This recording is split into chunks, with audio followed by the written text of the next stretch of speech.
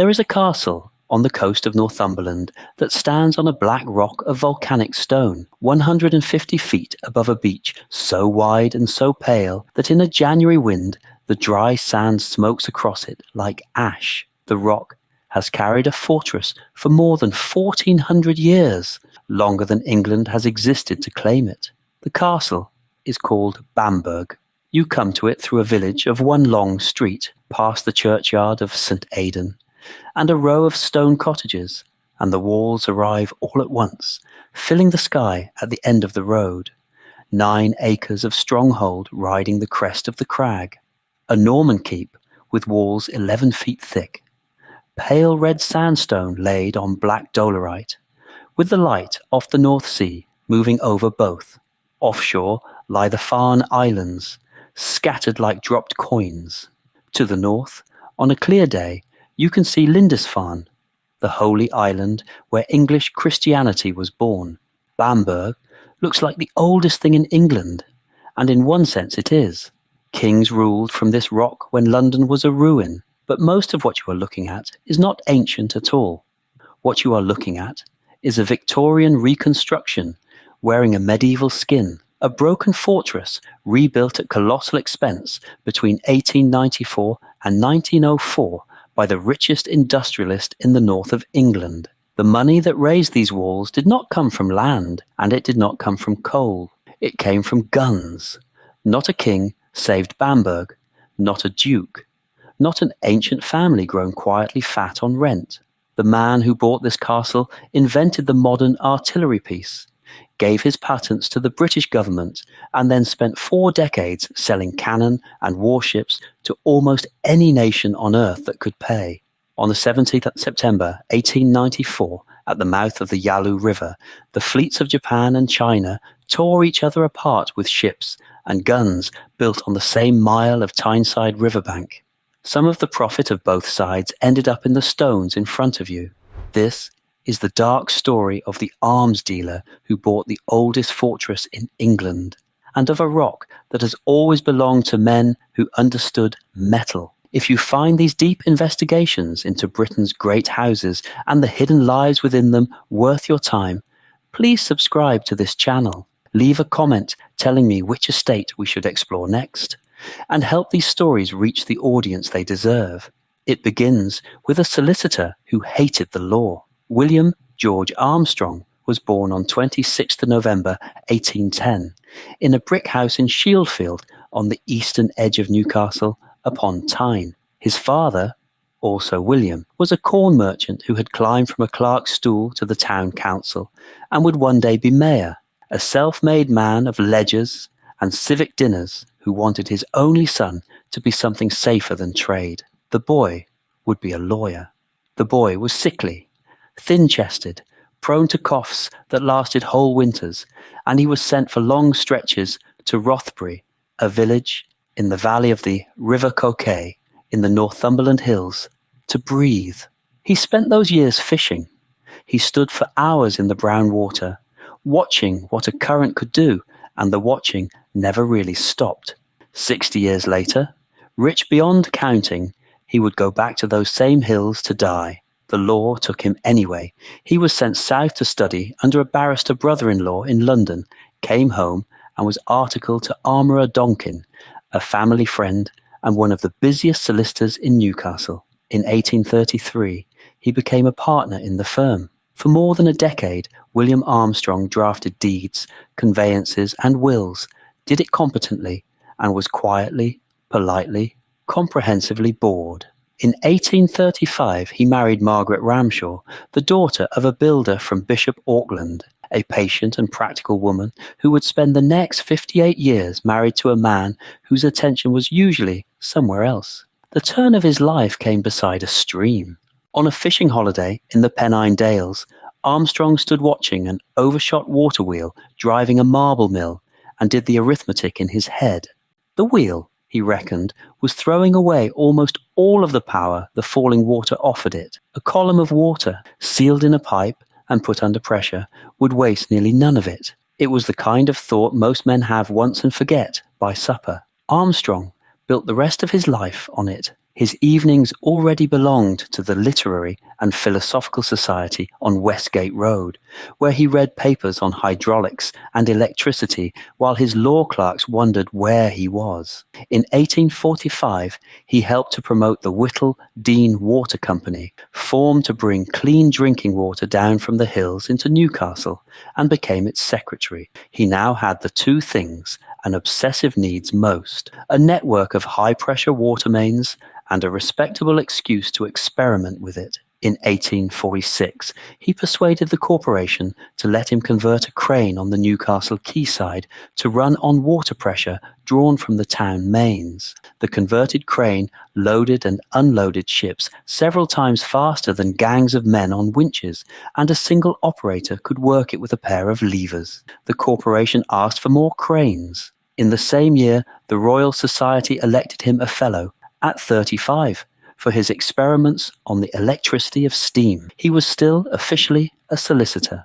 In January 1847, he did the thing his father had spent 30 years dreading. He resigned from the law, raised capital from Donkin, and a small circle of Newcastle men leased 5.5 acres of riverside land at Elswick, a 1.5 miles upstream from the town, and founded W.G. Armstrong and Company. The works opened with a few dozen men in a field beside the Tyne. They built cranes. The cranes were only the beginning. In 1850, he perfected the hydraulic accumulator, a weighted tower that stored water pressure the way a battery stores charge, which meant his machines no longer needed a reservoir on a hill behind them. Pressure could now be manufactured anywhere. Elswick machinery opened dock gates, swung bridges, hauled wagons, and lifted grain from Liverpool to Calcutta.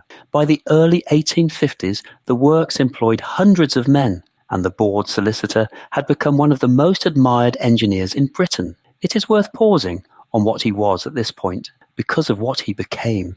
William Armstrong, at 40, was a builder of lifting machines, a water engineer, a maker of tools that loaded ships, drained mines, and opened lock gates. Nothing he had ever designed was meant to kill anybody. He was mild in manner, precise in speech, generous to his workmen by the standards of the age, and his pleasures were fishing, tree planting, and after-dinner science. Then, in the spring of 1854, Britain and France went to war with Russia in the Crimea, and the newspapers began arriving in Newcastle with detailed accounts of what a modern army actually looked like when it tried to move. On the female November 1854, in fog, on a ridge above Sevastopol called Inkerman, a British and French force fought off a Russian army at close quarters for most of a morning. The battle was steadied, late in the day, by 2 British 18-pounder guns, and each of those guns had needed teams of as many as 150 men to drag it through the mud into position. Armstrong read the dispatches at Jesmond and fixed on a single offensive fact. A field gun threw a shot of 18 pounds and weighed more than 2 tons. To an engineer of pressure and precision, the ratio was an insult. His first war work was not the gun at all. In 1854, the Admiralty asked him to design submarine mines for clearing the sunken Russian ships blocking the harbour at Sevastopol, and Elswick delivered them within weeks. The mines were never used in anger, but the commission changed something in the firm's idea of itself. The works that had only ever lifted, pumped, and opened had been asked politely by its own government to build something destructive, and had discovered that it was very good at it. The gun came next. At one of Armourer Donkin's Sunday dinners, Armstrong announced that it was time to see what modern engineering could do for artillery, and he started work within the month. The gun he built over the next 2 years broke with 3 centuries of practice all at once. Its barrel was not cast in a single piece, but built up from coils of wrought iron shrunk over a rifled steel core, which made it both stronger and far lighter. It loaded at the breech instead of the muzzle. It fired an elongated shell instead of a round ball. In trials, it put round after round into targets at ranges no smoothbore could touch. With a fraction of the crew, every artillery piece on earth had just become obsolete, and the War Office knew it. For 3 years, the Armstrong gun was tested against every rival, including the designs of Joseph Whitworth of Manchester, the most exacting toolmaker alive, who lost the competition and never forgave it. In 1859, the government adopted the Armstrong gun for the British services. What Armstrong did next defined his public reputation for a generation. He gave his gun patents to the Crown, free, taking not a shilling in royalties. In return, he was knighted, made a Companion of the Bath, and appointed Engineer of Rifled Ordnance to the War Department, a new concern. The Elswick Ordnance Company was set up beside his engine works to manufacture the guns, and Armstrong, now a government servant, held no share in it and took no profit from it. On paper, the arrangement was immaculate. On paper, the orders came in a flood. Within 3 years, the government had spent more than £1 million at Elswick, something like 100 million in modern money, and the work spread along the riverbank, shed by shed. In 4 years, the works and the royal factories between them turned out thousands of his guns, in every calibre, from a pack gun a mule could carry to monsters for the new ironclad warships. Armstrong guns went to war almost immediately. In 1860, they battered the Taku forts in China with a precision that unsettled even the men firing them. Around the world, the name Armstrong now meant exactly one thing, and it was no longer cranes. The men who would run the coming empire of the gun were already in place. Andrew Noble, a captain of the Royal Artillery and the finest ballistics mind of his generation, resigned his commission and came to Elswick in 1860 to run the science of the thing. Stuart Rendell, a polished young barrister and the son of a great civil engineer, became the firm's man in London, the partner who dined with ministers and ambassadors and understood which governments in the world were frightened and what a frightened government would pay. Armstrong himself began building an escape. In 1863, he bought a stretch of steep, bare hillside above Rothbury, the village where he had fished as a sickly child, and put up a modest shooting lodge he called Cragside. Over the next 3 decades, he would plant 7 million trees on that hillside, dam its streams into a chain of lakes, and set the architect Richard Norman Shaw to growing the lodge into a mountainside palace of gables and towers. It was the sanctuary of a man who already sensed he was going to need one, because the immaculate arrangement of 1859 had a flaw in the metal, and by 1862 his enemies were tapping at it, listening for the crack. In February 1863, in a committee room of the House of Commons, Sir William Armstrong sat before a select committee on ordnance and defended the strangest position in Victorian public life. He was the government's engineer of rifled ordnance, a sworn servant of the War Office. He was also the founder of the private company from which the War Office bought its guns, a company staffed by his partners, standing on his land at Elswick, carrying his name. He had taken no salary worth the name and no royalties. He had given his patents away. And still, every contract flowed to Elswick, and Joseph Whitworth and his parliamentary friends wanted to know why. The committee sat for months, and the evidence did not all run Armstrong's way. The gun itself was under attack, as well as the contracts. Artillerymen complained that the breech mechanism was temperamental in the field, that vent pieces blew out, that gunners feared their own weapon. On the 15th of August 1863, at the bombardment of Kagoshima in Japan, the Royal Navy's Armstrong breechloaders suffered 28 accidents in 365 rounds fired, the service muttered. The committee took notes. Armstrong did not wait to be pushed.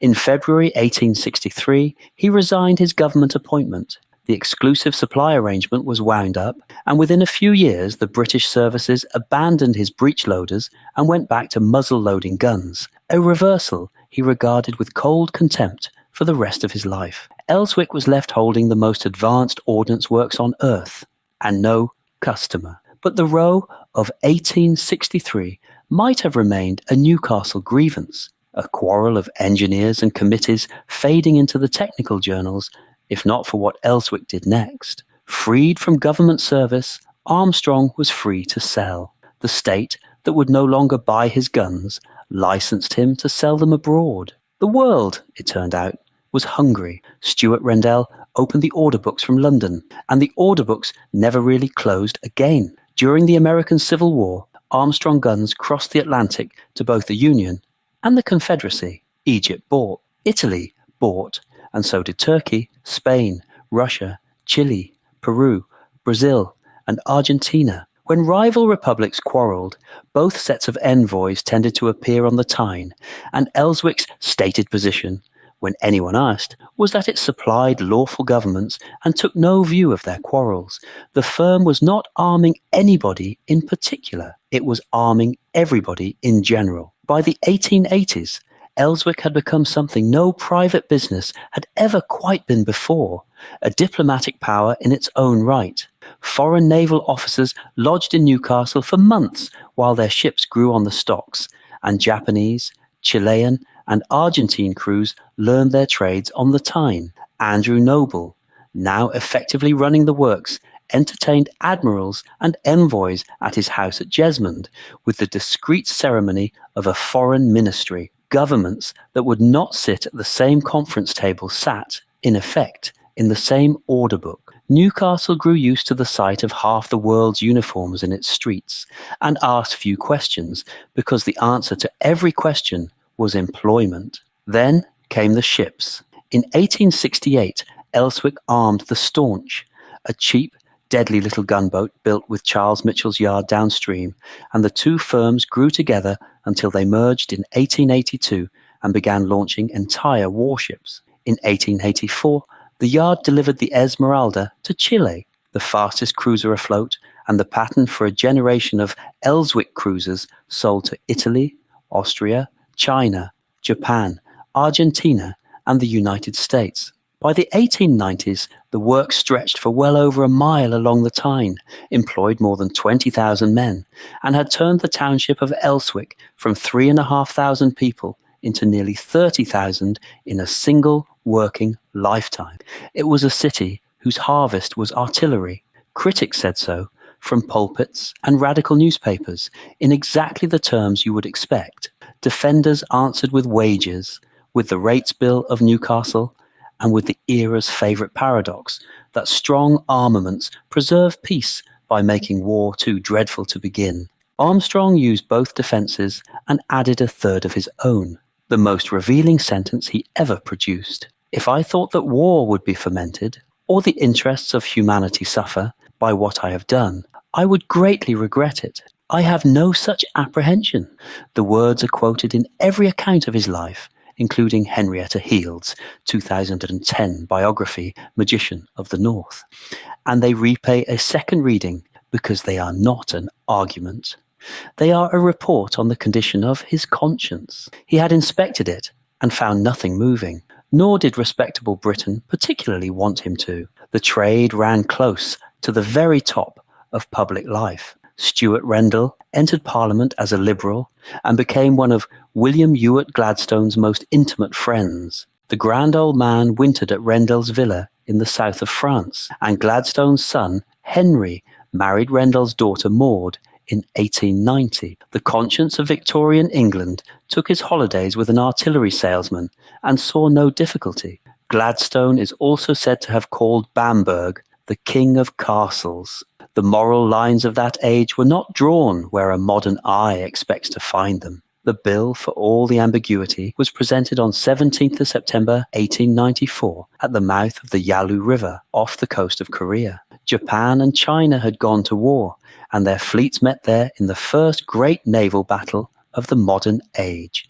The Japanese flying squadron was led by the Yoshino, launched at Elswick the year before, then the fastest cruiser in the world. In the Chinese line steamed the Jiyuan and the Jingyuan, both of them built at Elswick 7 years earlier. For 5 hours, the two navies hammered each other across a burning sea. The Jiyuan went down charging the Japanese line and took some 250 men with her. On both sides of the water that afternoon, men were killed by shells and ships from the same mile of Tyneside riverbank, and every hit on either side was a return on Elswick capital. Nobody at Elswick treated the day as a tragedy. The battle was, among other things, an advertisement, and the victorious Japanese Navy came back to the Tyne for more cruises within the year. The news reached Armstrong at Cragside, where the telegrams were read under electric light of his own making. He was 83 years old, a widower now, childless,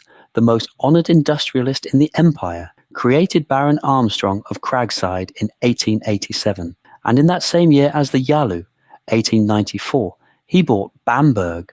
The castle came from the trustees of Lord Crewe's charity for a reported £60,000, perhaps 7 or 8 million today, and it was a strange purchase on its face. Part ruin, part almshouse, a medieval carcass on a rock at the edge of the kingdom. Armstrong engaged the architect Charles John Ferguson of Carlisle, announced a complete restoration, and spoke of devoting part of the fortress to convalescence, a hospital in a castle. Then he began pouring money into the rock on a scale nobody had ever spent on an old building in England. He came up the coast to watch the early work himself, a small, deaf, courteous old man among the scaffolding, giving instructions on the same battlements where Warwick's bombards had done their work 4 centuries earlier. The restoration would consume the better part of £1 million, well over 100 million in modern terms, more than 16 times the purchase price. His managers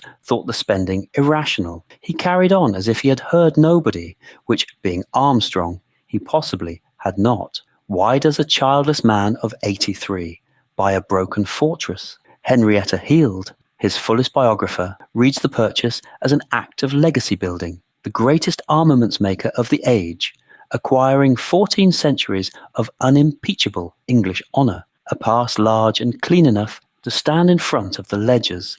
Bamburgh was everything Elswick was not: ancient, heroic, innocent. If a name is going to be carved somewhere for posterity, better basalt than a breech block. The reading is persuasive precisely because the other side of his ledger was real. In 1883, he gave Jesmond Dean, the wooded valley beside his first married home, to the people of Newcastle, outright. He endowed the College of Physical Science that became Armstrong College, funded the Hancock Natural History Museum, and poured money into the Royal Victoria Infirmary, into schools, churches, and lifeboats. At Cragside in 1878, he turned a hillside stream through a dynamo and made his house the first in the world lit by hydroelectricity, then filled it with gadgets the way other magnates filled their houses with marble. The man who armed the fleets of 3 continents was, by any honest measure, the most generous citizen Newcastle ever had. Both columns are true. That is the difficulty of him, and no biographer has dissolved it. And the rock he chose had its own opinion, if stones can be said to keep accounts. For the previous 140 years, Bamburgh had been the most benevolent building in England, a castle run as a surgery, a school, and a rescue station by a clergyman named Dr. John Sharp, of whom more shortly. The most famous grave in its churchyard belonged to Grace Darling, a lighthouse keeper's daughter who on 7th September 1838 rowed out through a storm to pull drowning strangers off a rock, and became the most celebrated woman in Britain without asking for any of it. Bamburgh's fame had been made saving lives at sea. The new money had been made another way. Armstrong did not live to see his fortress finished. He died at Cragside on the 27th December 1900, aged 90, with the scaffolding still standing on the rock and the great hall not yet roofed. He is buried under a plain slab in Rothbury churchyard beside Margaret. Within sound of the river he had fished as a boy. The stone records his name and his dates. It says nothing about guns, the works, the fortune, and the unfinished castle passed to his great-nephew, William Watson Armstrong, and Bamburgh absorbed the new name as it had absorbed every other. What exactly had he bought? In the year 547, says the Anglo-Saxon Chronicle, a warlord named Ida came up this coast and took the rock and made it the royal citadel of Bernicia, the seed of the kingdom of Northumbria. Ida's grandson, Ethelfrith, gave the fortress to his queen, Bebba, and it took her name Bebbanburgh, Bebba's stronghold. 14 centuries have only worn the name smooth, never replaced it. Bamburgh is the one great English castle still called after an Anglo-Saxon queen. From this rock, between 634 and 642, ruled the most remarkable of the northern kings. Oswald had spent his exile among the monks of Iona, took his kingdom back in battle, and sent to the Scots for a bishop to convert it. The monk who came, Aidan, was given the island of Lindisfarne, within sight of the royal walls, and from those two rocks, one royal and one holy, the north of England was christened. Bede tells how, one Easter, Oswald broke up his own silver dish and sent the pieces out to the poor at his gate, and how Aidan seized the king's right arm and prayed that the hand which had done such arms might never wither. When Oswald was cut down in battle in 642 and dismembered by the pagan king Penda, that right arm was recovered, and it was kept for centuries in a silver casket in St. Peter's Chapel inside this fortress, reportedly uncorrupted. The castle's first great treasure was the arm of a saint. The rock paid for its fame over and over. Viking raiders sacked the citadel in 993 and left it burning. In 1095, King William II besieged it when Earl Robert de Mowbray of Northumberland rose in rebellion. The king built a wooden counterfort in front of the walls, and his army named it Malvesin, the evil neighbour. Mowbray slipped out, was cornered, and taken at Tyne, and his young wife Matilda held Bamburgh without him. She surrendered only when the king's men paraded her husband in chains before the walls and promised to put out his eyes if the gates stayed shut. The gates opened. In the summer of 1464, the rock met the future. Bamburgh was the last Lancastrian stronghold in England, held for the broken house of Lancaster by Sir Ralph Grey, and the Earl of Warwick came north to end it with the royal siege train. Great bombards with names of their own: London, Newcastle, and Dijon. King Edward wanted the fortress intact, and the herald's message survives in substance, that for every shot the great guns were forced to fire, a defender's head would answer. Grey held out anyway. The bombards spoke, the stones flew, masonry crashing from the walls struck Grey senseless, and his garrison surrendered over his body. He was executed at Doncaster in July. Bamburgh had become the first castle in England to be battered into surrender by gunfire. Hold that fact a moment. The first English walls ever broken by artillery would be rebuilt 430 years later with artillery's profits. After the cannon came 3 centuries of slow humiliation, crown neglect, stripped roofs, sand drifting through the wards, stone carted away for barns. In 1704, the ruin passed into the hands of Nathaniel, Lord Crewe, the immensely rich Bishop of Durham, through his marriage to a Forster heiress, and when Crewe died in 1721, he left his estates to charity. What that charity did with a ruined castle is one of the strangest good deeds of the 18th century. From 1758, its dominant trustee, Dr. John Sharp, a Northumberland archdeacon, rebuilt the keep and turned the fortress into something the age had no word for. Inside the castle, there was a free infirmary and dispensary, treating over 1,000 patients a year, with a surgery open to the poor of every parish in sight of the walls. There was a free school in the keep for hundreds of local children, taught reading, writing and arithmetic at the charity's expense. There was a granary that bought corn in bulk and sold it to the poor at cost. In famine years, ground at the castle windmill, so that the price of bread on this stretch of coast was set not by the market, but by a castle. And on the seaward side, Sharp built what was effectively the first coastal rescue service in the world. Riders patrolling 8 miles of beach through every storm, a signal gun on the keep answering ships lost in fog, chains and screws and tackle for hauling wrecked vessels off the rocks, warm beds for half-drowned sailors, and a decent burial for the drowned. A welfare state on a rock, a century and a half early. Sharp died in 1792. The charity carried his machinery on. It was into this world that Grace Darling was born, in the village below the walls, on 24th November 1815. A daughter of William Darling, keeper of the Longstone Light out on the Farns. In the early hours of 7th of September 1838, the paddle steamer Forfarshire, out of Hull, with her boilers failed, was driven onto the rock called Big Harcar, and broke in half. At first light, through a telescope from the lighthouse, the Darling saw survivors moving on the rock. Grace, aged 22, and her father rowed a 21-foot cobble the best part of a mile through the running sea. twice, and brought 9 people off alive. The country lost its mind over her. Portraits, poems, subscriptions, boatloads of sightseers to the lighthouse. Strangers wrote begging for locks of her hair, and the Duke of Northumberland appointed himself her guardian to manage the flood. Grace, bewildered by the whole performance, went on trimming lamps. 4 years later, tuberculosis took her. She died on 20th of October 1842, aged 26, and was buried in St Aidan's churchyard at Bamburgh, where her memorial stands tall enough to be seen from the sea, so that passing sailors know where she lies.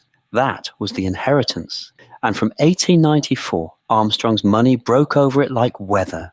The restoration ran for 10 years and kept 300 workmen on the rock, masons, joiners, carvers and labourers, under Ferguson's designs, staterooms, apartments, an armoury, and a vast great hall roofed with a false hammer-beam ceiling of Siamese teak brought up the coast by steamer. The antiquarians grieved and said so. The most evocative ruin in the north, they complained, had been traded for a rich man's reproduction. The paying public has voted the other way ever since. A William Watson Armstrong, created Baron Armstrong of Bamburgh and Cragside in 1903, saw the work completed in 1904, and hung his great-uncle's portrait in the hall the old man never stood in. The new Baron, then very nearly, lost the lot. Within a few years of inheriting one of the great industrial fortunes of the age, Watson Armstrong had been bled by speculations and bad advisers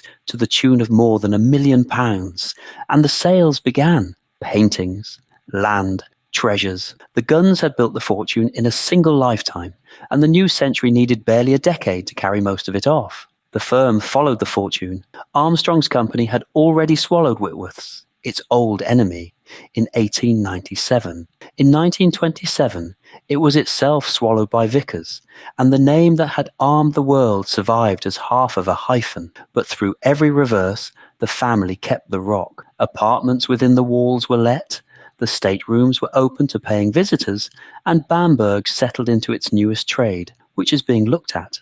But the castle that astonishes those visitors, the one photographed from the beach 1,000 times a day every summer, was not rebuilt by the Baron, whose name is carved over its gateway, any more than the ancient fortress was raised by the kings who slept in it. It was made and kept and recorded by people nobody photographs. Their presence at Bamburgh is documented, recorded in ink on paper, in wage books, charity minutes, and estate letters. Their stories are not. There was a clerk of works called Thomas Aird, who came onto the rock in 1894, and did not leave it for 10 years. It was Ard who kept the wage books for the 300 men of the Restoration. Hundreds of names entered week after week in a ruled hand that never falters.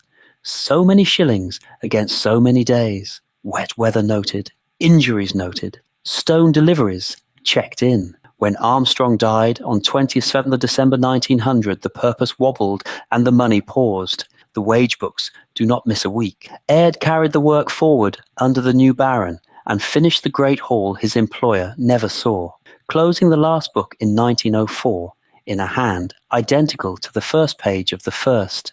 We know he was trusted for a decade with £1 million of another man's dream. We know he delivered it complete. We know nothing else about him. There was a matron of the castle infirmary called Hannah Fender, who appears in the Crew Charities accounts through the 1770s and into the 1790s at a salary of a few pounds a year and her keep.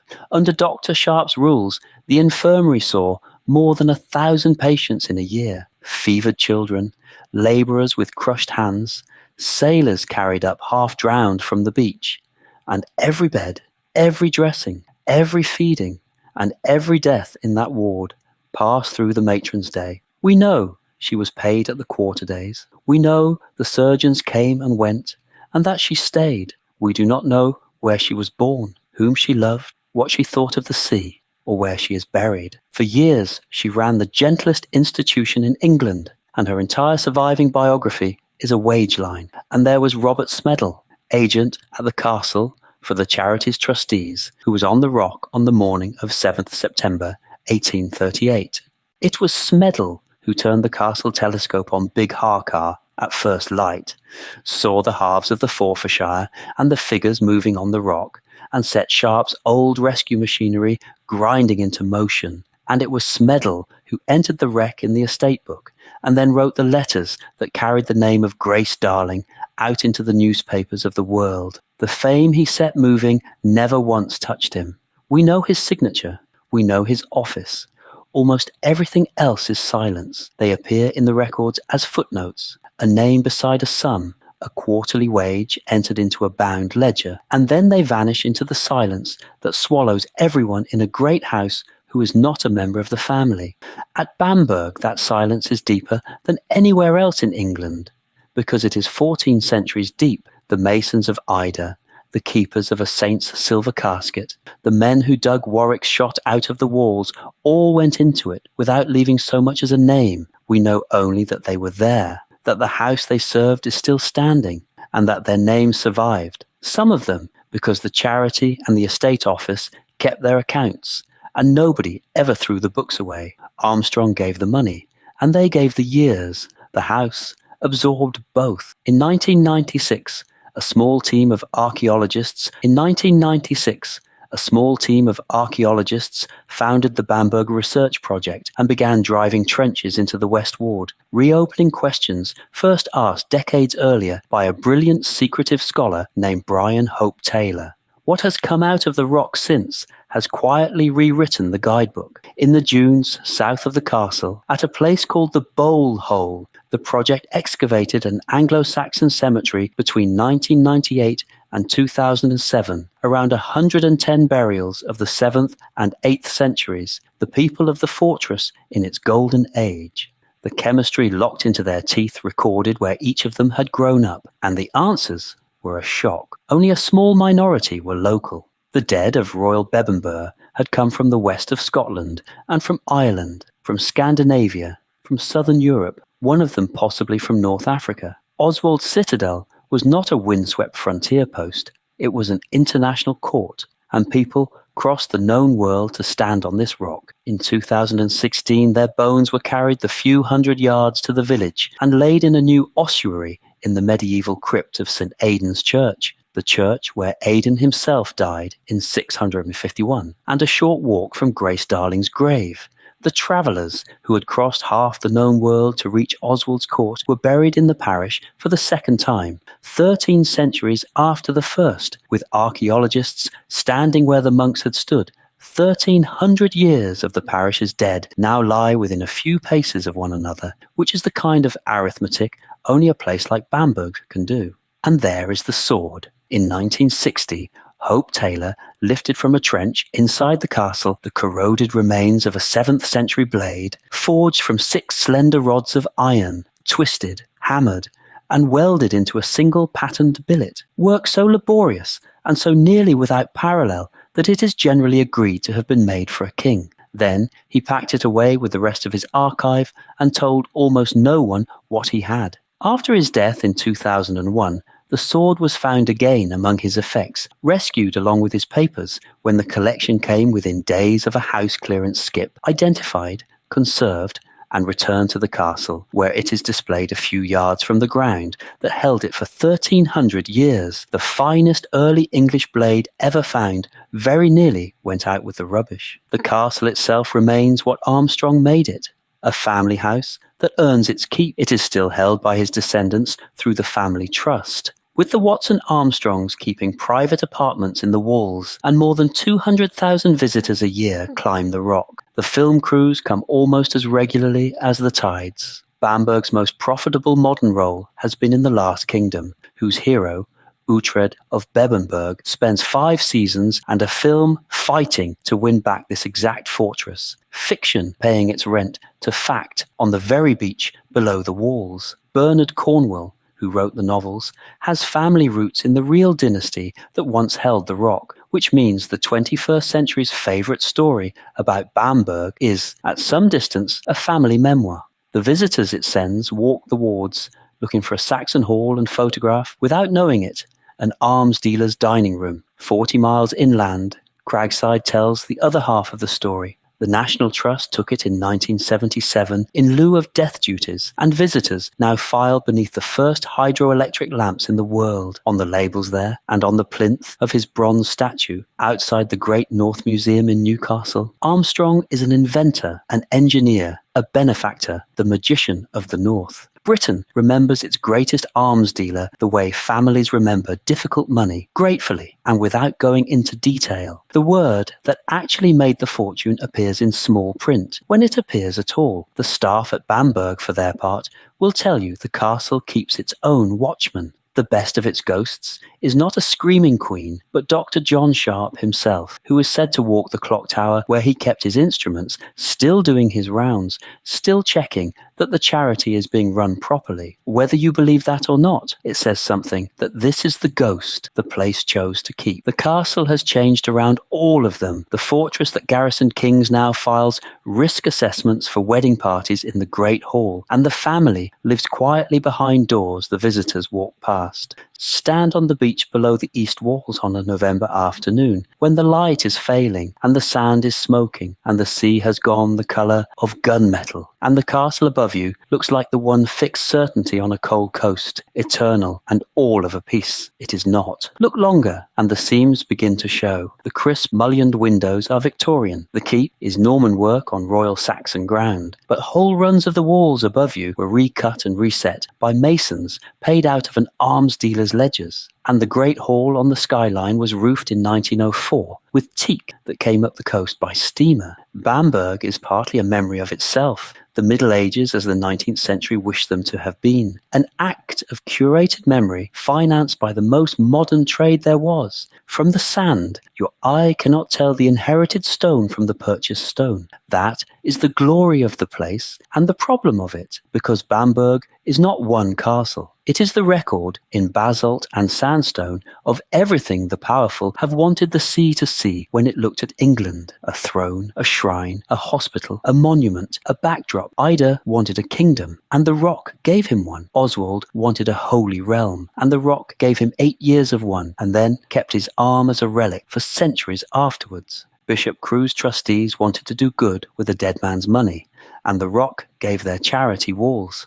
John Sharp wanted to heal, and the rock became a hospital with a signal gun. Grace Darling wanted a quiet life at a lighthouse, and the rock's coast gave her 9 strangers, a nation's worship, and a grave at 26. Armstrong wanted, at the very end, something no ledger could enter, an old and honest past big enough to stand in front of his fortune, and the rock gave him that too, and then outlived him before his workman had even finished. His heir wanted to survive his own ruin, and the rock carried him, taking in lodgers and tourists without complaint. The house gave them all what they asked of it in the careful, expensive, neutral manner of a great country house accustomed to absorbing human weather. The house always gives. That is its genius. And that is its cost. The cost was mostly carried by others. By the 300 men in Thomas Aird's wage books, 10 winters on open scaffolding above the North Sea for shillings a week. By Hannah Fender, nursing the sick of every parish within sight of the walls for a few pounds a year. By Robert Smedle, who made a lighthouse keeper's daughter immortal with his letters and got a line in an estate book for his trouble. The owners' names are carved. The workers' names are filed.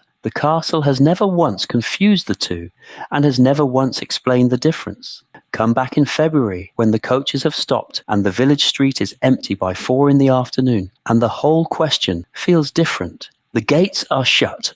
A few lights burn high in the private apartments, the same windows that were lit for kings, for the charity surgeons, for the clerk of works, balancing his books by lamplight. Out on the farns, the long stone light turns as it turned for the Darlings. The sea goes on arguing with the rock in the dark, the way it has for 1400 years, and the rock goes on winning by not replying. Every owner this castle has ever had believed at some point that it was theirs. The sea has watched all of them carried down the hill to the churchyard, and the castle has kept everything they left. The name of a queen, the arm of a saint, the wage books, the sword. So, who does a building like this belong to? The warlord who took the rock, or the queen whose name it still carries? The saint whose arm it kept, or the archdeacon who ran a hospital in its keep, the girl in the churchyard, or the alms dealer under his plain slab at Rothbury, the 300 in the wage books, the family trust that keeps the roof sound, the archaeologist sieving its sand for the truth, or the 200,000 strangers a year who pay to climb it and feel for one afternoon that England is old and safe and theirs. Bamburgh does not answer. The house never answers. It simply stands, black rock under red stone, the sea on one side and 13 centuries of graves on the other, and lets you decide. But before you decide, go inside to the small museum room and find the case that holds the Bamburgh sword. 6 strands of twisted iron, forge welded into one patterned blade by a smith whose name nobody thought to write down, for a king of Northumbria, 12 centuries before William Armstrong poured his first gun barrel 100 miles down this coast. It is the finest metalwork of its age. It was made for killing, and it was found a few yards from the chapel that kept a saint's arm, because this rock has always held both things at once, and declined to apologize for either. Whatever you decide about the man who bought the castle, the sword was waiting on that verdict 1,000 years before his name existed. The rock has always belonged to men who understood metal. It is still up there. It always will be. If this story moved you, challenged you, or made you see a building differently, please like this video, subscribe to the channel, and leave a comment telling me which estate, dynasty, or hidden history we should investigate next. There are hundreds of these stories waiting to be told, and every one of them is hiding something beneath the surface.